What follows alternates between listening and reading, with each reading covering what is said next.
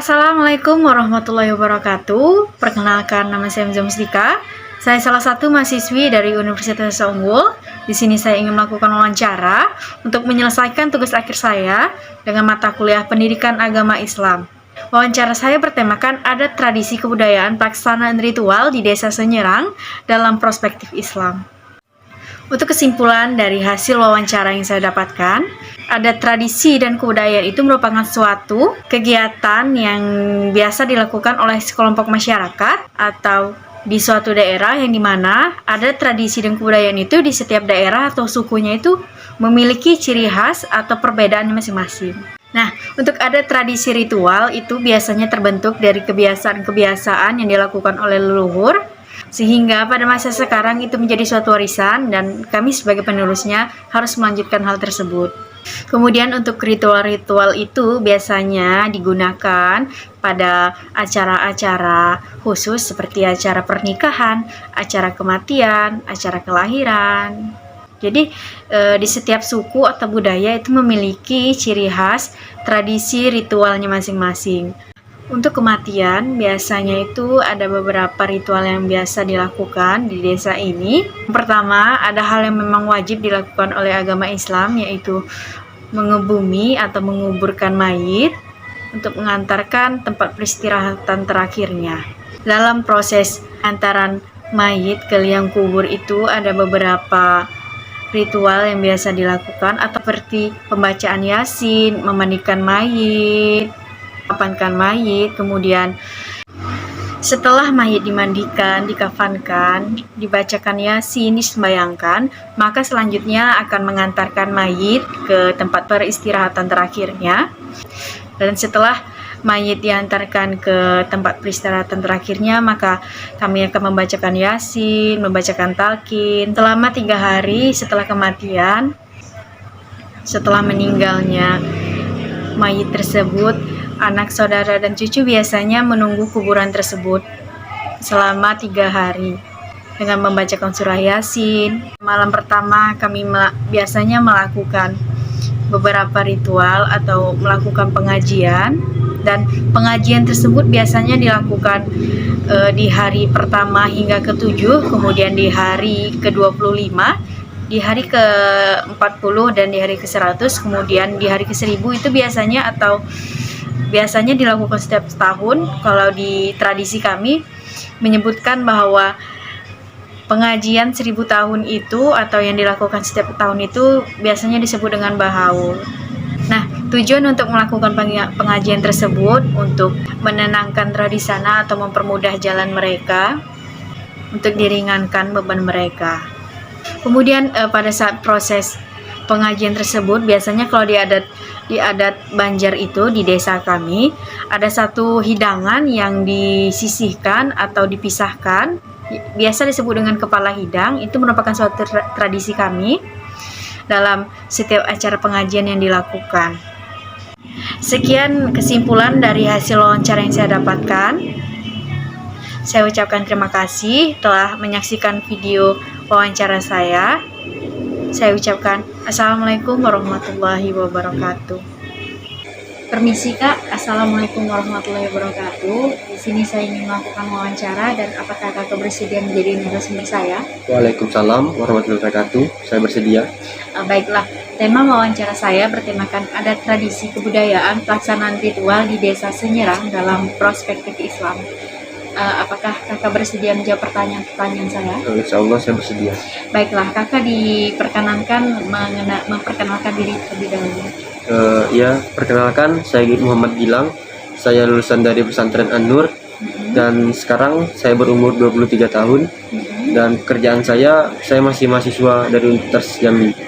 Baik Kak, lanjut saja ke pertanyaannya Kak. Ya. Menurut Kakak ada tradisi dan kebudayaan itu seperti apa ya?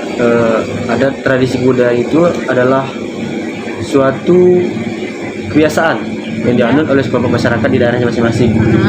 Yang dimana adat tradisi kebudayaan itu memiliki sifatnya masing-masing di dalam suku-suku tersebut. Yang dimana adat tradisi itu adalah warisan dari leluhurnya masing-masing, seperti itu Pak. Jadi untuk setiap daerahnya itu memiliki perbedaan masing-masing. Iya. Di setiap suku. Iya. Baik, lanjut ke pertanyaannya ya Kak. Ke pertanyaan selanjutnya. Bagaimana terbentuknya suatu ritual yang sering dilakukan gitu Kak? Terbentuknya suatu adat dan ritual itu didasari oleh kebiasaan-kebiasaan leluhur kami. Iya. Yang dimana pada sampai masa sekarang itu merupakan warisan bagi kami. Karena yang dimana kami harus melakukannya sebagai penerusnya. Baiklah, lanjut saja ke pertanyaan selanjutnya ya Kak. Bagaimana terbentuknya suatu ritual yang biasa dilakukan itu Kak? Terbentuknya suatu adat kebudayaan ritual itu didasari oleh kebiasaan-kebiasaan leluhur kami. Yang dimana pada masa sekarang kebiasaan itu menjadi warisan untuk kami. Kami sebagai penerusnya harus menjalankannya. Yang dimana ritual itu ada tujuan dan kegunaannya tersendiri. Baik. Jadi untuk setiap daerahnya itu ada perbedaan ya Kak, setiap sukunya? Ada. Ya baik.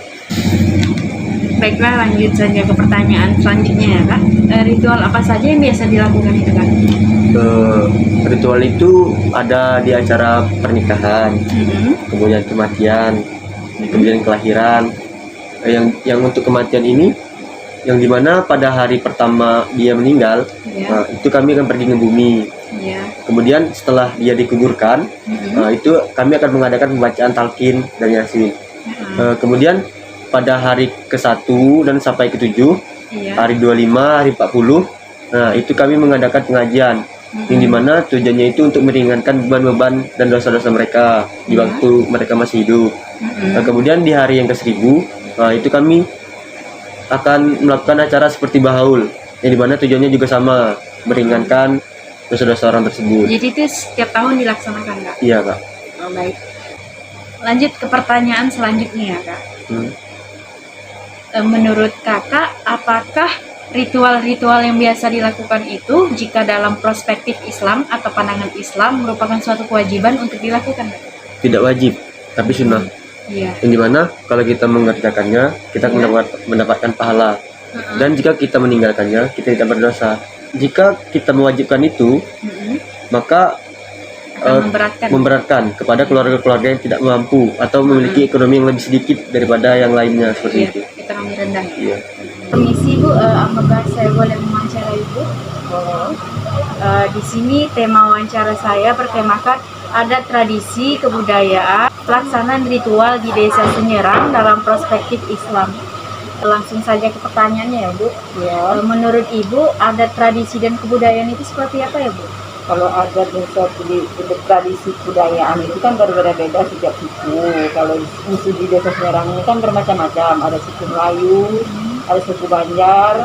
Itu ada dua tradisi yang berbeda-beda. Kalau setiap acara kematian atau pengantin itu berbeda-beda. Terus kalau sebenarnya kalau ada kematian itu ada acara tahlilan, turun tanah, ada yang 7 hari, semuanya ada. Tapi itulah perbedaannya berbeda-beda. Suku Melayu sama suku Banjar itu berbeda, suku Jawa berbeda, tidak sama. Baiklah, lanjut ke pertanyaan selanjutnya ya Bu. Bagaimana sih terbentuknya tradisi ritual tersebut Bu? Kalau tradisi tersebut itu terjadinya dari warisan nenek moyang seperti dahulu, karena nenek dulu kan moyang-moyang itu mengajarkan kan seperti itu. Kalau bikin acara tuh, kalau pas ada acara kematian itu ada acara turun tanah, acara 3 hari, 7 hari, 25 nyelawi. Kalau orang Melayu bilang kan nyelawi, padahal kan 25, 40 hari, 100 hari. Katanya kan untuk mengiringi kepergian supaya dia tuh pergi itu ada ampunan lah dari Allah Subhanahu Wa Taala gitu. Baik. Untuk pertanyaan selanjutnya ya Bu, apa tujuan melakukan ritual tersebut Bu? Tujuannya tersebut untuk meringankan beban si yang meninggal tersebut, karena dia meninggal itu mungkin amal baiknya itu kurang, maka kita mengajarkan itu tadi meringankan beban si yang meninggal. Baik, lanjut pertanyaan selanjutnya ya Bu. Apakah ritual tersebut sudah sesuai ajaran Islam? Sesuai dengan ajaran Islam. Memang itu kan Islam mengajarkan Nabi Muhammad SAW tersebut juga mengadakan acara tersebut. Kalau ada yang meninggal, beliau mengajarkan ada acara tahlilannya. Seperti itu. Tapi hukumnya itu wajib kah sunat? Hukumnya itu sebenarnya sunat, tidak diwajibkan. Kalau memang diwajibkan itu, jadi kalau kita mengatakan wajib, nanti banyak yang ustadz-ustadz yang lain mengatakan sebenarnya tidak. Tapi kalau di hukumnya sunat. Kalau bagi orang yang berada itu memang wajib dilaksanakan. Tapi kalau bagi orang yang tidak mampu itu tidak apa-apa, karena hukumnya sunat. Kalau bagi orang yang berada mungkin banyak acaranya, ada yang acara pengajian di kubur, pengajian di rumah, itu bagi orang yang berada. Kalau bagi orang yang tidak ada, kurang mampu, bisa juga tidak ada acara tersebut. Ya, baik. Lanjut ke pertanyaan selanjutnya, Bu. Ritual apa saja yang biasa dilakukan di desa ini, Bu? Kalau ritualnya itu, kalau acara pengantenan itu tergantung dari tradisi adat suatu suku. Iya. Misalnya kalau suku Banjar itu banyak, suku Banjar kan kalau acara pengantinan itu ada acara lamaran terlebih dahulu, tukar cincin atau pertunangan, kedua baru menikah. Nah, acara waktu nak menikah itu ada lagi acaranya, ada antar hadapnya, ada acara menimayang, ada acara khataman Al-Quran, paginya baru selamatan. Iya. Baik. Untuk pertanyaan selanjutnya, Bu. Hal apa yang mendasari bahwa kegiatan yang biasa kita lakukan itu merupakan suatu keharusan di dalam daerah tersebut? Itu tergantung dari adat kebiasaan daerah tersebut. Kalau tidak ada adatnya tidak apa-apa, kalau ada adatnya kita itu wajib, karena itu sudah warisan dari nenek moyang. Iya. Baik, lanjut ke pertanyaan selanjutnya ya, Bu. Apa saja yang harus disiapkan dalam proses pelaksanaan ritual tersebut, Bu? Contohnya itu seperti barangkah atau aturan yang biasa diterapkan dalam keberlangsungan ritual yang kita adakan tersebut? Itu ritual.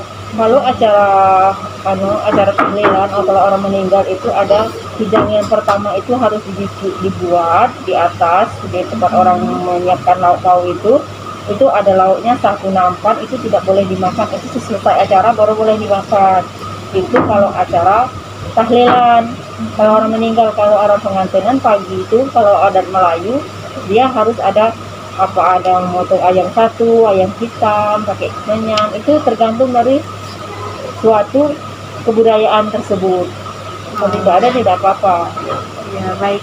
Lanjut ke pertanyaan selanjutnya ya, Bu. Menurut Ibu, apakah dalam perspektif Islam atau pandangan Islam ritual tersebut wajib untuk dilakukan? Kalau dalam pandangan Islam itu tidak wajib, hukumnya adalah sunat. Kalau wajib nanti dikatakan, banyak orang mengatakan nanti kita banyak kan ibaratnya itu ustadz mengatakan itu wajib, nanti kita disalahkan. Sebenarnya kalau pandangan saya hukumnya itu sunat, wajib kita laksanakan. Tidak berpahala kita mengerjakannya, tidak berpahala pun kita tidak berdosa, karena hukumnya sunat. Baik. Apa hukum melaksanakan ritual-ritual tersebut dalam perspektif Islam? Hukumnya tadi adalah sunat, tidak wajib.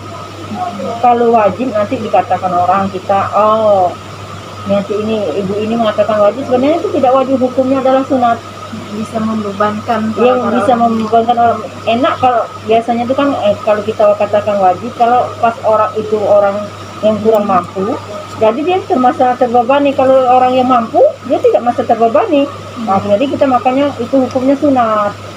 Sunat itu kan hukumnya berpahala kita mengerjakannya, tidak berdosa kita mengerjakannya. Nah, itu makanya katakan sunat. Itu kalau pandangan saya, kalau pandangan orang kita tidak tahu juga.